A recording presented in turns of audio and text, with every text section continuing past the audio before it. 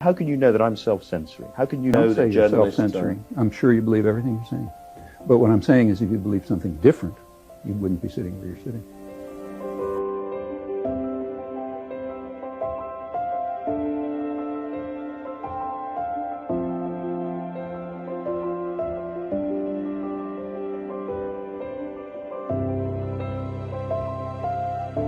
If the press is a censoring organization, tell me how that works. You're not suggesting that proprietors phone one another up, or that many journalists get their copy spiked, as we say?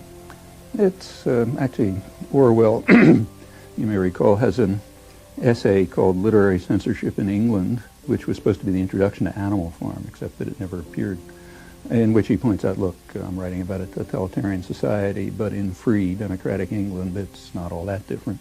And then he says unpopular ideas can be silenced without any force. And then he gives a two-sentence response, which is not very profound, but captures it.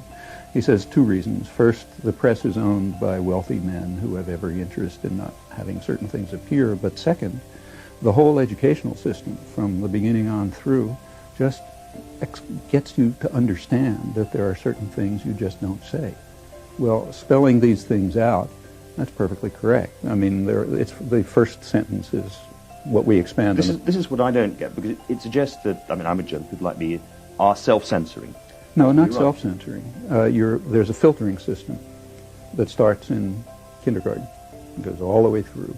And it doesn't work 100%, but it's pretty effective. It selects for obedience and subordination.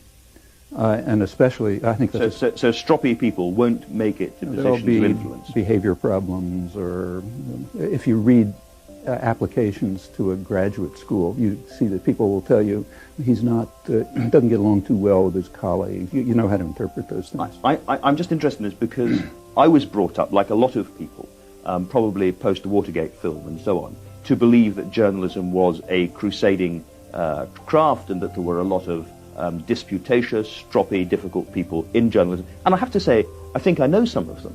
Well, I know some of the best and best-known investigative reporters in the United States. I won't mention names, whose attitude toward the media is much more cynical than mine.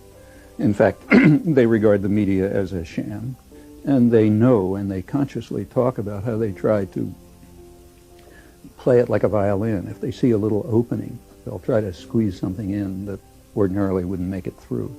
And it's perfectly true that I'm sure you're speaking for the majority of journalists who are trained, have it driven into their heads that this is a crusading profession, adversarial, we stand up against power, a very self-serving view. On the other hand, in my opinion, I hate to make a value judgment, but the better journalists, and in fact the ones who are often regarded as the best journalists, have quite a different picture, and I think a very realistic one. How can you know that I'm self-censoring? How can you know don't say that you're journalists self-censoring. I'm sure you believe everything you're saying. But what I'm saying is if you believe something different, you wouldn't be sitting where you're sitting.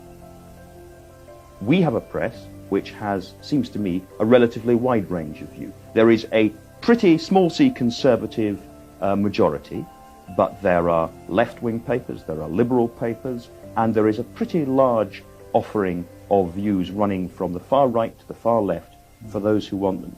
I don't see how a propaganda model can... That's not quite true. I mean, there have been good studies of the British press, and you can look at them by James Curran as the major one, which points out that up until the 1960s, there was indeed a kind of a social democratic press which sort of represented much of the interests of working people and ordinary people and so on, and it was very successful. I mean, the Daily Herald, for example, had not only more, it had far higher circulation than other newspapers, but also a dedicated circulation. Furthermore, the tabloids at that time, the Mirror and the Sun, were kind of labor-based. Mm-hmm. By the 60s, that was all gone, and it disappeared under the pressure of capital resources. What was left was overwhelmingly the sort of center to right press with some dissidents. It's true. I mean, we've got, I would say, a couple of large circulation newspapers which are left of centre, and which are putting in neo-Keynesian views which you'd call the elites are strongly hostile to. It's interesting that you call neo-Keynesian left of center. I'd just call it straight center. I mean, left of center is a value term, doesn't mean anything. Sure, you can. But there's